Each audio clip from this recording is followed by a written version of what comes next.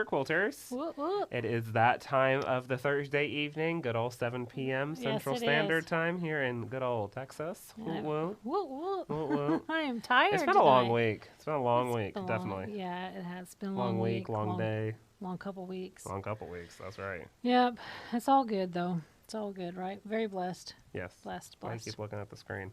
I'm just looking here just to make sure we were going live. Everything was working out okay. I see. I see. That's I all. see. Just doing my little double check. Yeah. Making sure people are there, we're here, all those good things. A little back and forth So, everywhere. A little back and forth. So Yeah. just still checking it out, and Yeah. there we go. It's all good. Alrighty. So Where's my cup? I am slacking on my Where my is job my today. cup? I know. You know what? I might as well just turn in my mic. I don't even have a cup now. I got a T-shirt though. You got the T-shirt. I guess tonight. I got a T-shirt. You know, it's just a give and take these times right now. Well, again, welcome everybody here to After Hours. So, Yes. Diana, what are we doing? Well, first we're going to say subscribe to our channel.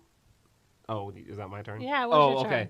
You're, like, As slacking on your always, make job. sure that you subscribe to our channel. So it's going to be right down at the bottom right-hand corner. Yeah. After you click on that subscribe button, make sure you click on the little bell so you can get notified whenever we post new videos. So you get a ding ding. Like that. Or whenever we go live here at After Hours and you get a... Ding ding. There we go. All right. So, how many of you have ever had a really bad unruly quilt, right? And Because if- that's what we're going to talk about today. So Yeah. tell us, like, how many of you have had that? What was your experience with that? Corey's got some really good tips that we're going to show you. And anyway, and we're super excited to have everybody on. We're sitting here watching the feed. It's looking awesome. So, Corey, where do you want to get started? So like Diana was talking about, we're talking about unruly quilts this evening. Those that have really wonky borders, excess fabric. If you haven't had one of those, let me know who your customers are. I'm going to take them because I've had a few, and it just happens. It's a natural thing of life. Yeah. A lot of things when a lot of people are getting started on their sewing journey, when they're trying to piece quilts together, present company included, there are just those certain things that you don't know yet. Especially how to piece your borders on. If you haven't seen it, Diana did a great border video. Go watch it. And mine were a little wonky too, though. But they weren't bad. They weren't that bad, though. They weren't They weren't bad. But it's just those tiny little things that excess fullness. Like, for instance, on this quilt that I did for Mom for her Mother's Day last year, Yeah. kind of gave us some of those vibes. We got this quilt top actually from eBay Yeah, we did. because I love a quilting challenge. I really, really do. I love a challenge, and I will try to get that quilt done as fast as I can because I want to be the one that did it. Yeah. So if we take a look at the first picture that we have looped up in here, that quilt is the way what you're seeing right now, or what you will be seeing, is how it came to us straight out of the package. Yeah. That had a ton of excess fabric. You can kind of see in those block portions and the border portions. I know it's a little hard to see from the picture, but there was a lot of excess fabric in that quilt. Yeah. And whenever we opened it up, I said, oh my goodness, I'm going to have something to tackle here. Yes. And I did. So if we go to the second picture, as I was quilting it, and I'm sure you've seen this before in your quilting, you get these little puckers of certain fabric. That's the only way that you're going to make it square. Yeah. And you get these extra puckers, and you're trying to figure out what am I going to do to keep I don't want to put a pleat in the quilting. I don't want to send it back to the customer with a wrinkle in it. Yeah. I want to be able to quilt that out because that's our job as quilters, is to get that out. So I want you to see what it looked like when I got to the bottom. So the next picture that we're taking a look at, this is the very bottom of the quilt that I got to. Yeah. And it looks like something. Well, it looks like a lot of quilts that you see on frames. Right, like this is what get. you're gonna When see. you get to the bottom, it's like, wait a minute, it was doing okay. It finally got it straight. Everything was working right. Yeah. And the only way that I can get that border square, like you see in the photo here, was to have all of that excess fabric. And I almost lost it. I was like, oh my Yeah. gosh, what am I going to do? I'm going to have to figure it out. Yeah. With these little tips and tricks that we're going to be sharing with you this evening, you can get your way around this just like I did for this quilt. The biggest thing is to just breathe. Yes. You're going to get through it, trust me. But I want you to see what the finished product looked like when I was done with it. So that would be this next picture. Love the shadowing. I love the lighting that I got on this photo. The quilting really pops in this, but you can see everything pulled out perfectly. Yeah. I didn't have a single issue with pleating. I didn't have to take out any fabric. I didn't have to send it back to eBay and tell them to fix it. No. Don't think they would have taken it They back. wouldn't have taken it back. But that's how it ended up. And then last but not least on the photos, this is it hanging up on your back fence when I presented it to you Yes. on Mother's Day. Yes, it was beautiful. It was beautiful. And everything quilted out well. And we have it right here to see. So let's like moving multiple different things here. You can have that back. Yeah, and I want to make sure that we show them like the star too, because if they can kind of reflect back on that one picture, how it was puffy it was, and what you did to the star to make it work not as puffy. This one right here. Right. So I'm gonna stand up real quick. My little space here that we have. Squeegee around the table. Our little tiny studio back here. Studio back here. But it works. So I've got this quilt. We're looking good here? Okay, perfect. So this one had all that excess puckering, and we've washed the quilt since then. That's why you're seeing this wrinkle look.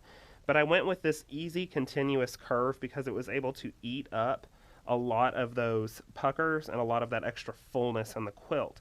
Gave it some nice texture, made it look a little three-dimensional once it was done. But that was something that ate up a lot here. In these corners, I had a lot of excess fabric as well. So I went with something like this, has this diamond in it. A lot of space to be able to eat up excess fabric. Yeah. That's really what you're looking at. When you're seeing a quilt top, whenever it's on your frame, when we had it laid out even on this, these chairs drive me Well, up we're going to go wall. jump over to the machine I'm just anyway. going to sit in front of the chair. When you have that quilt top laying down and you're looking at it, just like the one we're going to look at now, I knew the second I laid it out, we were going to have an issue. Yeah. So when you're planning your patterns out at that point, you're planning something that has nice open space. Yeah. Something with circles, swirls, diamonds even. Space that all that excess fabric can get eaten into. Yeah. That way you're not having to pleat it, you're not having to cut anything out. It just kind of absorbs itself into the design. Exactly. And this has been washed, and so you can see times. that that it just shows it just looks like a really fun washed quilt now. So it has a little bit of fabric up there, but it just looks like it's part of the dimension. Right, it just kind of gives it that extra dimension. Yeah. I mean, it was able to eat it all up in it's those right places. Yeah. And it was able to work just well, and that looks great. Well, without further ado, let's go show them your tips. Oh gosh, here we go. Yeah, we can show another unruly quilt that we got off eBay. Another unruly from eBay, our favorites. So over here on the machine, I've got this nice blue star quilt. I'm sure there's a fancy term for it. But this one, as you can see, I've got it laid out. And I don't know if you can tell right here, but I've got a lot of excess fabric here. This border is doing all this waviness all the way through.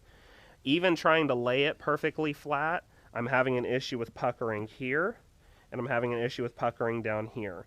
So we're going to take a look at a couple of different things to help you first load the quilt properly, because that's the very first thing you need to be worried about. That's really where you're going to get most of your squaring up done properly, is when you load the quilt. Okay. So first tip with loading a unruly quilt. Let me move this machine out of the way. When we are teaching individuals, a lot of people are taught when they're very first starting out to baste a straight line down on top of your batting, and then, am I good? You're good. Yeah. Okay. Base a straight line down on top of your batting, and then match up this fabric to make sure that's staying straight. And for a whole cloth quilt, or for a quilt that doesn't have a border, we could get away with that. But quilts that have borders, especially when they're unruly ones, I always recommend, before you base this down, make sure you've got plenty of clearance up here so you're not like rolling into anything or stitching off onto your leaders. But shift this down, and I want you to start basting, before you even get started, right here in the border. So you're going to baste in the ditch. Yeah, okay. Yeah, stitch in the ditch, but basting, so you can take it out easily when you're done. Yeah, okay. That's what I had to do for your quilt. Yeah. So I would start here on my left-hand side. I'm going to put my machine at that spot where I want to get started. I'm going to go needle down on this one, so I know exactly where I need to be. You just tell me whenever you're ready. I'm ready. Okay. You want to tell them what you're basting at? What's your size? Yeah. So I'm just doing a 1/4 inch stitch. That's going to keep it nice and tight, but still be easily to take out. You can bump it up to a 1/2 inch stitch if you would like, but I just like a 1/4. It keeps it nice and tight. I'm going to turn on my horizontal channel lock. That's going to give me a nice straight horizontal line across the quilt. You'll want to have that on your machine, or just be very careful to keep it as straight as you can.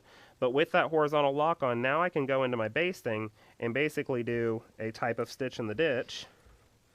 And this is a slow and steady process, but it's going to keep it nice and straight. And what you're doing here is just maneuvering the fabric. I know it's hard to see on camera, but maneuvering the fabric the best of your ability to keep that basting line in the ditch. And the reason we're doing that is the first thing you see when you have a quilt hung up or when you have it laid out on the bed is the border square, especially if there's a border on it. Is it square and is it straight? Yeah. Could care less what's going on in here. The first thing your eye goes to is that border. So if this is straight, then we can work with everything in here and we can straighten this up out here. But having that line straight is one of the most important things. Okay. So we can keep going, and that's just a process that you'll get close with. And I'm just kind of cat clawing this fabric down just to keep it nice and straight. Like I said, stitch in the ditch. Doesn't have to be perfect on there. You're just wanting to stay as straight as you possibly can.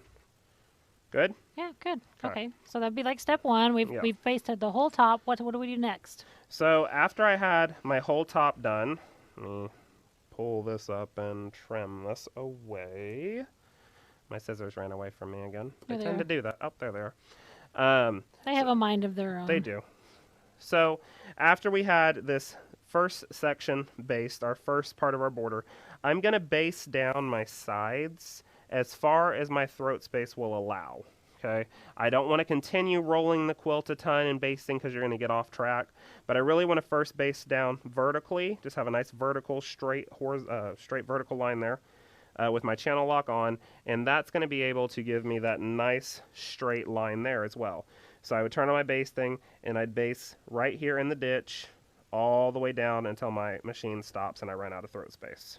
Now, do you do your entire quilt? Do you base your entire quilt or just as you go? Just as I go on this one. On this one? Okay. Everyone's a little different depending on what you're working on. Now, if I was going full on custom on this quilt, which I probably would, it would kill me to put an edge to edge on this. I would probably base all of you see these straight horizontals here? Uh-huh. I would put a basting line right there, maybe a 1-inch based even. Okay. Just a nice big base here across, following straight all the way through, keeping that seam line straight. I would do one there, and I would also do verticals as I went. Yeah. And then I would move it. I would cut it out and move it around as I'm quilting each individual section. Cool. So to totally keep it square. Totally keep it square and nice. Because what that's going to do is that's going to push all that excess fabric into one section. Mm-hmm. That's okay. You can work with that. But you want all these nice seam lines to be straight. Okay. That's so what's for a gonna make it full-on even. custom, it's really good to do some more basting. I had based through the whole entire quilt before I got started on Before a you got full-on started. custom. Okay. Yeah. So Full-on for just custom. basically your simple borders and edges, you got your top, you got your... So I've got my sides here and my first stitch in the ditch, more or less, Yeah. right here. Okay. Then I'm going to go and I'm going to base my outer edges. Okay?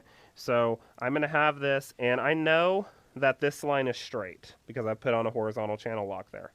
So I'm going to pull that out nice and fresh, and I'm going to base this one going all the way through, and I've actually based that top one without my channel lock.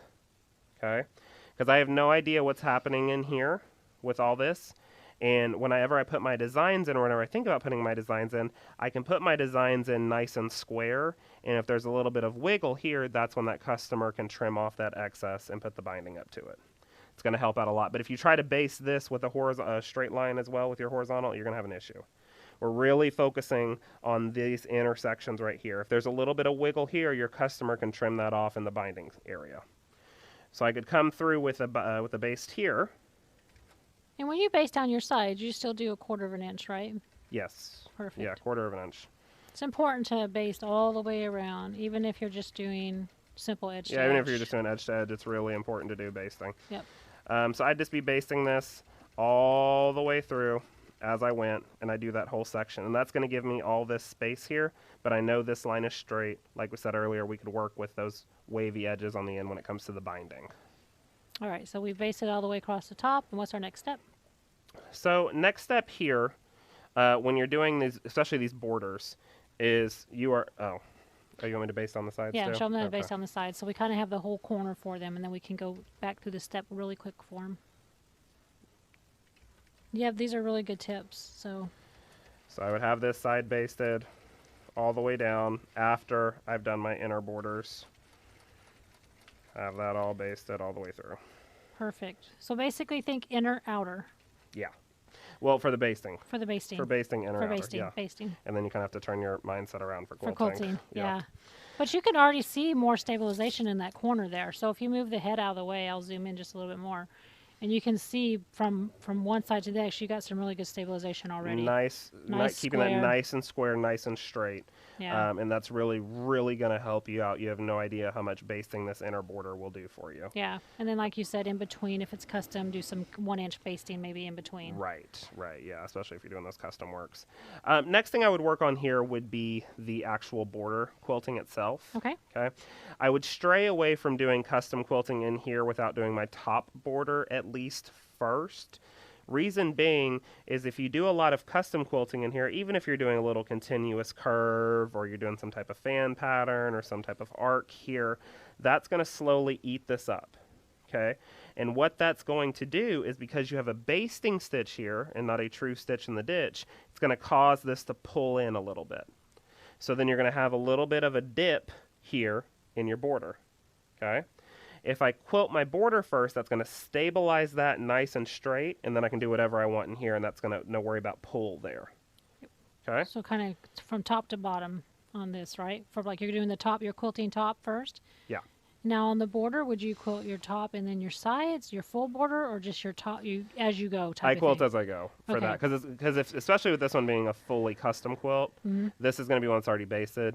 I can work as I go As through you go, it. perfect. Now, if you're doing it as an edge to edge, I would still, if you're doing edge to edge in the center and a border corner on the outside, excuse me, I would still do my border and corner as I go, and my edge to edge as I go. That's Okay. just all a personal preference, though. Alrighty. So what are some other good tips? I know you had some tips with like shrink the fabric, like helping the fabric shrink up a little bit. So let's say, for instance, if you have a very, very full border, a lot of stuff going in on that, you will definitely want to do something like we talked about in the earlier quilt that's going to eat up fabric. And something that works really well for eating up fabric in borders is piano keys. One of my favorite borders that I've ever seen on the quilt. There's so many pretty designs out there, but I love a good piano key. And that's just straight vertical lines back and forth. But that eats up a lot of texture in there, and that allows it to keep that border nice and straight without you having to kind of shrink and pull all that stuff in. It just kind of naturally eats it up and keeps it really nice and straight. Okay. Okay, so a good way to achieve piano keys, I like to use a crosshatch circle because they come in multiple different sizes. So this one will give me a 1-inch piano key, so 1-inch spacing between all my lines, so I don't have to measure it all out. So I can just pop on my crosshatch circle, and I can turn on my vertical channel lock, and I could stitch, I'm not going to, but I could stitch a vertical line all the way down. Once I get to the ditch, I could turn off my vertical channel lock, go over until the side of that crosshatch circle hits that stitching line. You seeing that? Good. And then I can turn my vertical channel lock back on and go straight up. And I would do that all the way down the quilt, and that's going to give me nice straight lines, nice even lines, and it's also going to eat up all of that border fabric and keep you from having to put a pleat in it. Okay. Perfect. Okay. All right. What's another tip that you got? So another tip would be looking at all of this fullness right here. Could we roll up the quilt just a hair, please? And thank you. Just so I can see it a little bit easier, and they can see it a little bit easier. That's perfect. Thank you. Okay. So I've got this quilt. We're working through this, and I see all of this excess fabric, especially like the one we saw in the picture when I saw all that stuff in the border. The only way I got that border to stay straight, and this is one thing I want to caution you on red fabrics. Be very careful with red fabrics. This is blue, but be very careful with red. The only way I got that fabric to lay straight was I looked at that. It was about 11:30 at night, and I looked at that and I said, there's no way I'm going to be able to conquer that at night. And I came through with one of these mister bottles. What are these? Spray misting bottles that we have. And this gives a nice, even spray mist. I love this bottle. But before I left for the night, let me move the machine out of the way always. Set that over there, I don't want to get that wet. And I just misted water on this nice even mist. I like that. You don't want to get it soaked by any means, but nice and damp. What that's going to do is that's going to put a little bit of moisture back in the fabric, settle the fibers, but when they dry overnight, they are going to shrink up, and that's going to end up laying nice and flat in the morning. You might have a little bit of a pull here or there, but you'd be surprised what spraying a little water on something will do. Yeah, and water's not going to hurt it. Water's so not going to hurt it. I caution you on red fabrics because the dye can happen a little bit, so be very careful with red fabrics. But this works really well, and this is just plain water, nice misting bottle. If you have spray sizing at home, that would work as well. That helps out a lot, having some spray sizing. We'll bring that down. Awesome. Okay, what's another little tip? Another thing that I like to do, it's kind of funny actually, is I will, especially when I'm working with something like this, that I've got to, you know, you and I both know if you've been at home quilting before on one of these, on a machine, you know that sometimes having a nice little pull here and there on the fabric can help flatten this out just a hair so you can get a nice stitch going on there. But it's really hard, especially when you're hand guiding, to hold this perfect and keep that and hold that perfect and keep that. So what I like to do, and this is hilarious, Diana laughs at me for this, is I grab soup cans. They're full of soup. I think this is cream of mushroom. I don't know. Little shiners here. It's just kind of a guessing game of what we're having for dinner tonight. But I'm going to grab some soup cans. I grab 2 of them. Nice weight, just a tiny little one. You don't need one of those big jumbo ones. And I put that on either side of what I'm working on, left side, right side. And what that's going to do, it's going to help basically apply that same pressure that I would use with my hands right here. And that's going to help apply that pressure so I have both hands for my freehand quilting. And as I get closer to that soup can, the weight of it is getting close to the bottom of the machine here, and it is moving with the machine, so it's keeping a nice steady flow of pressure, but it's not getting underneath the needle. I'm not afraid of hitting it. Yeah. Use soup cans, don't use soda cans. Ask me how I know. They may or may not have fallen off the table once, exploded everywhere. We don't talk about it. Use soup cans. But just 2 of these right here on either side will really help. These are great for edge-to-edge quilts too that have a lot of fullness that you're needing to press around. As you're quilting, it's just going to move along with you because the weight of that is going to hit that machine and just keep on rolling. But it's keeping that fabric nice and down. Without it there, you see all those extra puckers. But now, as I'm coming back, it's just going to move along with it. Nice and simple. Cool. Don't we love that? Love me some soup cans. Keep these around. So on borders, if you have like you get all the way down like we were showing that picture, and you have that border, that's kind of like, wait a minute, I know that I had this all square or straight, but I have this border that's a little wonky, and that's all that's left. Right. What would be a tip just for that bottom border, that last couple rows when you're like, okay, it was totally square, I've done my basting, so it's kind of probably similar. So what tip would you use that you've already used? Coming in with straight water all the way through that. That's what I did with your border on that bottom of that quilt. Okay. Straight water will really help this out. Another thing, if it's super unruly, and this is before you get started quilting, if it's super bad, you can also send it back to your customer and say, you're going to have to fix this. But you could also go with a double bat. A nice bottom layer of a nice 80-20 would help. Okay. And then I would come in on top with 100% wool. It's going to give it some loft, but having that loft will fill in these puckers, more or less, and push it up. So it's going to give it texture. It looks like you meant to do it that way. But it's going to save you from having to run into all this excess, having a little bit of a 2-layer batting there. Well, if you have a customer that's like not really wanting to pay for the wool, you could use poly too, right? You could use a polyester on top like of a poly down or something like that. Would look nice on top of Tuscany poly, something like that. But you still want to have a base layer of something there when you're doing your double bats. Perfect. Those are some really great tips. Let's go back over and let's see if we have any questions. Okay. Cool. Works for me. Sorry, I'm running into things. We're going to switch cameras over there to the front and then get back over there. Run, Corey! I'm running. You got these chairs in my way. I know. They're nice to sit down, though. They are nice to sit down in. Here we go. I'm here. Hello. Alrighty. So. All right, you guys. So. You got comments. I'm like knocking. I know. I know you're knocking everything around. So, do we have any questions on some of the tips? You might have a question for Corey, or you have some like feedback. It looks like you're giving some feedback to everybody. Questions on the spot. So we have a question here. Why wouldn't you just stitch that line instead of basting and then stitching again? Very good question. Yeah, that is a good question. So why wouldn't you just stitch in the ditch and then as opposed to basting? Some customers, depending on what you're doing, Yeah. don't want to pay for stitch in the ditch. And I don't give stitch in the ditch away for free Yeah. because it takes a lot of time. Basting doesn't take near as much time as stitch in the ditch does. It doesn't have to be as accurate as stitch in the ditch is, and you can just pull that out. Now, if your customer is paying well for stitch in the ditch, or if it's my own personal quilt, I would definitely stitch in the ditch as opposed to basting. Yeah. But that more faster and cost-effective way is definitely going to be doing a basting line in those border ditches instead of doing stitch in the ditch. Good question, though. Very good question. Good question. Well, I don't see any other questions right now, so... Okay. Do you have any other tips? Well, the biggest thing when it comes to unruly quilts, don't be afraid to take on a challenge. Yeah. Now, always, what's the word? Not plan out. Well, plan out would work. It's for lack of a better term. Plan out your time accordingly for an unruly quilt. Yeah. You'd be surprised how much time you will put into one of those. Yeah. So make sure that's all, factored in and accounted for. If you're doing it for a customer. If you're doing it for a customer. Yeah. But they are so much fun to see the end result to where it went from a mess, no offense to whoever pieced it, to a nice, beautiful heirloom that someone's going to cherish forever. Well, I mean, and then, whether it's you or that customer and they see that, they're like, oh my gosh, how'd you turn it into that? Because they come in here all the time. That's how I know that. Yeah, it's definitely very that. But it just shows that you can take on that extra level of work.